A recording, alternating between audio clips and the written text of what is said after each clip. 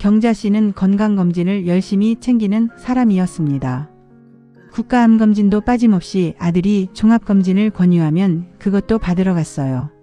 그런데 어느 날 검진 하나가 또 다른 검사를 불렀습니다. 추가 검사가 또 다른 검사를 불렀고 결국 2달 동안 병원만 다니게 됐어요. 그리고 마지막 결과가 나왔습니다. 이상 없음. 73세 경자 씨는 버스 안에서 가만히 창밖을 봤습니다. 나는 아무것도 없었는데.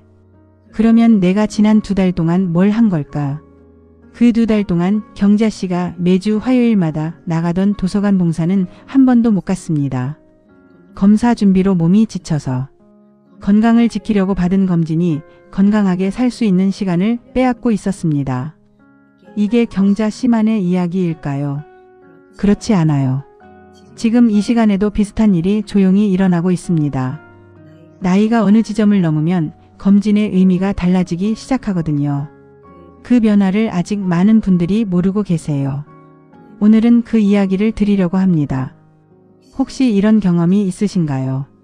검진을 마치고 집으로 돌아오는 날 두툼한 결과지 봉투를 손에 들고 현관문을 열었는데 그걸 바로 펼쳐볼 수가 없어서 식탁 한쪽에 그냥 뒤집어 놓은 적이에요.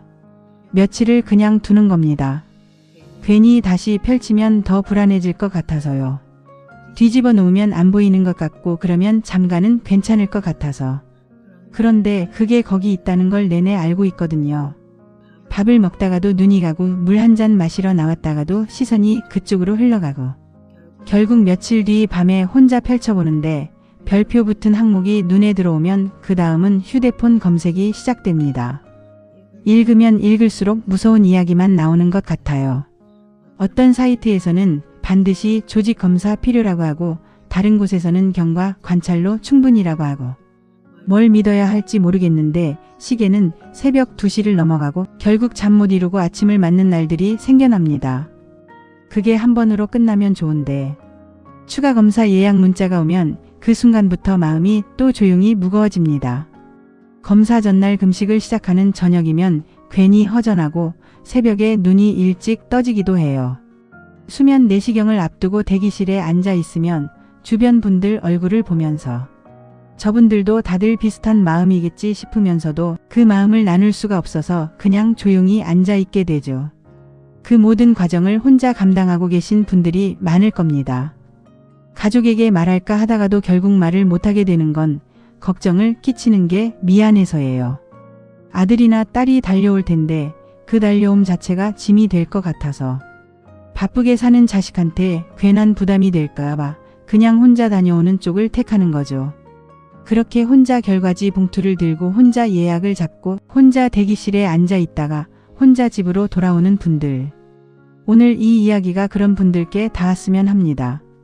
그런데 오늘 그 무게의 일부가 검진 자체에서 오고 있을 수 있다는 이야기를 드리려고 합니다. 검진이 나쁜 게 아니에요. 의사 선생님들이 부족한 것도 아닙니다. 다만 우리 몸이 나이를 먹으면서 같은 검사가 다른 결과를 만들기 시작한다는 것. 그 이유가 몸에 어디에서 오는 건지 이해하고 나면 무엇을 받아야 하고 무엇을 조심해야 하는지가 훨씬 또렷하게 보입니다. 나이가 든다는 건 숫자만 바뀌는 게 아닙니다. 몸 안에 조용히 달라지는 게 있어요. 예전에는 밤새 무리해도 하루 푹 자고 나면 괜찮았는데 이제는 작은 감기 하나에도 며칠씩 기운이 빠지는 경험 해보신 적 있으실 거예요. 젊을 땐 계단을 뛰어 올라가도 금방 숨이 돌아왔는데 지금은 계단 앞에서 잠깐 멈추고 손잡이를 먼저 잡게 되는 것처럼요. 이걸 두고 몸이 약해졌다고만 하기엔 좀 억울합니다. 정확히 말하면 몸이 이제는 아껴 써야 하는 방식으로 바뀌고 있는 거예요. 탱크가 작아진 것처럼 충격을 버티는 여유가 예전보다 줄어든 상태. 크게 아프거나 망가진 게 아니라 몸이 쓸 수 있는 에너지의 폭이 좁아졌다고 이해하시면 됩니다. 그 폭이 좁아진 상태에서 건강검진을 받으면 어떤 일이 생기기 시작할까요? 건강검진은 기본적으로 이상 소견을 찾아내는 도구입니다. 그런데 나이가 들면 몸 안에는 자연스러운 변화가 많이 생겨요. 혈관에 석회가 조금 끼고 갑상선이나 신장에 작은 결절이 생기고 세포 일부도 세월을 따라 모양이 달라집니다. 이것들이 반드시 병이라는 뜻은 아닙니다. 오랜 시간 몸이 살아온 흔적이에요.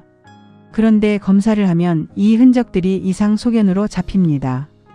이상 소견이 나오면 추가 검사가 권유되고 추가 검사에서 또 뭔가가 보이면 다음 검사가 생깁니다. 경자 씨에게 일어난 것처럼요. 검사 하나가 검사 하나를 낳는 구조가 만들어지는 거예요. 문제는 이 연쇄의 끝이 항상 치료나 회복이 아닐 수 있다는 겁니다. 몸이 버틸 수 있는 폭이 줄어든 상태에서 조직 검사 수술 방사선 치료는 젊은 몸과 다른 무게를 가집니다. 검사 전장 정결제를 복용하다가 탈수가 오는 것도 수면, 내시경 과정에서 심장이나 혈압에 부담이 생기는 것도 건강한 젊은 몸에선 드물지만 여러 약을 드시고 기저질환이 있는 고령에서는 드물지 않아요. 검사 과정 자체가 하나의 부담이 되는 겁니다. 그래서 나이가 들면 발견 자체가 언제나 좋은 것만은 아닐 수 있습니다. 과잉 진단이라는 단어가 있습니다. 발견은 됐지만 평생 문제를 일으키지 않았을 변화를 병으로 진단하는 것입니다. 모든 암세포가 자라서 증상을 만드는 건 아니에요. 특히 성장이 매우 느린 종류는 발견하지 않아도 수명에 영향을 주지 않는 경우가 있습니다. 2014년 국립암센터와 대한갑상선학회 공동연구에서 우리나라 갑상선암 발생률이 폭발적으로 늘어난 건 실제 암이 늘어서가 아니라 초음파 검진이 확대됐기 때문이라는 결론이 나왔습니다. 안영식 교수팀이 발표한 이 연구는 당시 의료계에서 꽤 충격적으로 받아들여졌어요. 발견하지 않았어도 문제없었을 암을 검진이 만들어낸 셈이니까요. 잠깐 멈춰서 생각해 볼 필요가 있습니다. 병원에 가서 검사를 열심히 받는 게 반드시 건강을 지키는 일이라고만은 할 수 없다는 것. 물론 이건 검진을 받지 말라는 이야기가 절대 아닙니다. 이미 증상이 있거나 가족력이 높거나 담당 의사 선생님이 꼭 필요하다고 판단하신 경우라면 이야기가 완전히 달라져요. 개인의 건강 상태와 상황은 모두 다르니까요. 오늘 드리는 이야기는 특별한 이유 없이 습관처럼 받아오셨던 검진들에 대해 한 번쯤 다시 생각해보자는 겁니다. 구체적으로 말씀드릴게요. 갑상선 초음파. 갑상선 초음파는 우리나라에서 가장 많이 받는 검사 중 하나입니다. 그런데 앞서 말씀드린 것처럼 나이 드신 분들에게서 발견되는 작은 결절이나 미세한 변화의 상당수는 문제가 되지 않을 가능성이 높아요. 발견 이후 조직 검사나 추가 시술로 이어지는 경우가 있고 일부는 장기적인 관리가 필요해지기도 합니다. 미국 예방의학 가이드라인에서도 증상 없는 고령층에게 갑상선 초음파 선별 검사를 권고하지 않고 있어요. 담당 선생님과 상의해서 지금 내 상태에서 이 검사가 필요한지를 먼저 여쭤보시는 게 좋습니다. 대장 내시경. 대장 내시경은 분명히 중요한 검사입니다. 그런데 나이가 들수록 검사 과정 자체의 부담도 커질 수 있어요. 장 정결제 복용, 검사 중 혈압 변화, 회복 시간. 이 모든 게 몸의 여유가 줄어든 상태에서는 다른 무게를 가집니다. 미국 예방의학 가이드라인에서는 76세 이상의 경우 선별 목적의 대장 내시경은 의사와 충분히 상의한 뒤 결정하도록 권고하고 있어요. 이미 최근 검사에서 이상이 없으셨다면 다음 검사 간격을 늘려도 되는 경우가 많습니다. 전립선암 혈액 검사 PSA. PSA 수치가 높게 나오면 조직 검사로 이어지고 거기서 암이 나오면 치료 흐름이 생깁니다. 그런데 전립선암의 상당수는 성장이 매우 느려요.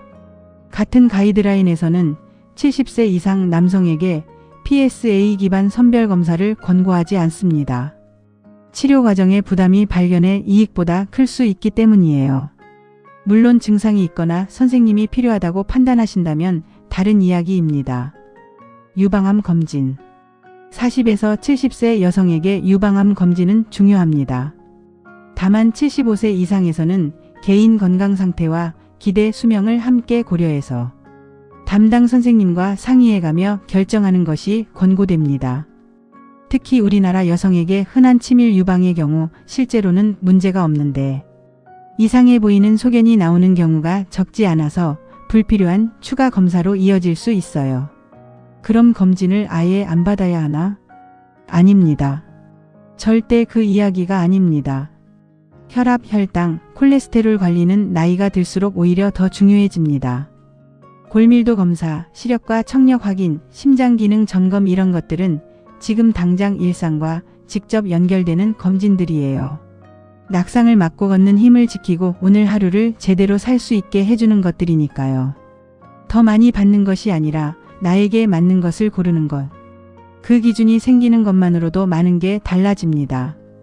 경자 씨는 그 기준을 어떻게 찾아갔을까요? 오늘 이야기가 조금 낯설게 느껴지셨을 수도 있어요. 검진을 열심히 챙겨온 분들께는 더욱 그렇겠지요. 그만큼 쉽게 들을 수 없는 이야기였다는 뜻이기도 합니다. 오늘 내용이 도움이 됐다면 좋아요 버튼 한번 눌러주세요. 그게 이 채널이 더 많은 분들께 닿을 수 있는 신호가 됩니다. 댓글도 열어두겠습니다. 비슷한 경험 있으셨던 분들, 결과지 앞에서 드셨던 마음, 어디서도 꺼내기 어려웠던 이야기라면 여기서 편하게 적어주세요. 비슷한 상황에 계신 부모님이나 가까운 분이 생각나신다면 조용히 영상 링크 하나 전해주셔도 좋겠습니다. 그리고 다음 이야기도 함께 들으시려면 구독 버튼 눌러두시면 좋겠어요. 경자 씨 이야기로 돌아가겠습니다. 종합검진 결과를 받던 날 추가 검사 권유가 3개 붙어 있었습니다. 경자 씨는 그날 밤 아들에게 전화를 걸었다가 그냥 끊었어요. 이 이야기를 꺼냈을 때 아들이 얼마나 달려올지 그 달려옴이 오히려 짐이 될 것 같았거든요. 아들도 바쁜 사람이고 자기 가족이 있는데 그래서 혼자 예약을 잡았습니다. 추가 검사에서 또 의심소견이 나왔고 조직 검사 날짜까지 잡혔습니다. 검사 전 며칠은 먹던 약 일부를 중단해야 했고 검사 후에는 며칠 동안 몸이 무거웠어요. 그러면서 매주 화요일마다 나가던 도서관 봉사가 자연스럽게 빠지게 됐습니다. 처음 한 번은 다음 주에 가야지 했어요. 그 다음 주는 검사 결과를 기다리는 중이었고 그 다음엔 몸이 너무 무거웠습니다. 화요일 아침이면 늘 챙기던 가방이 현관 옆에 그대로 걸려 있었어요. 읽어드리려고 미리 표시해뒀던 그림책도 책상 위에 펼쳐진 채였고요. 도서관에서 함께 봉사하시던 분이 어느 날 문자를 보내셨습니다. 요즘 안 나오시네요. 경자 씨는 병원 좀 다니느라요라는 말만 남겼습니다. 더 설명하고 싶지 않았어요. 2달이 흘렀습니다. 조직 검사 결과는 음성이었습니다. 이상 없음. 의사 선생님은 담담하게 경과 관찰이라고 했고 1년 뒤에 다시 보자고 했어요. 안도했냐고요? 잠깐은요. 그런데 집으로 돌아오는 버스 안에서 경자 씨 머릿속에 맴돌던 건 안도감이 아니었습니다.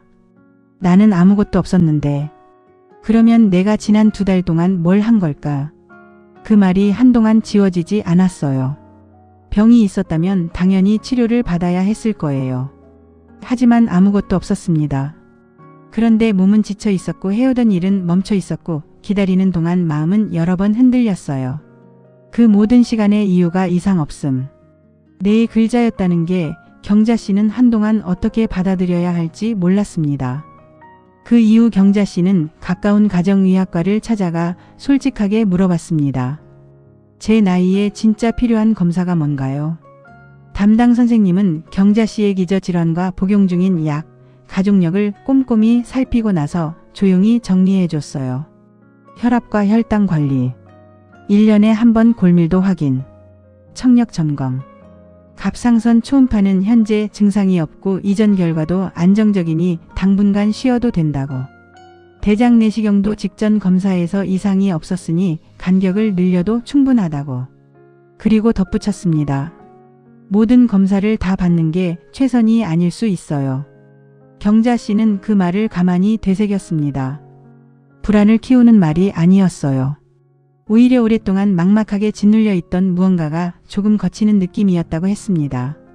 누군가가 덜 해도 괜찮다고 말해준 게 그분한테는 처음이었거든요.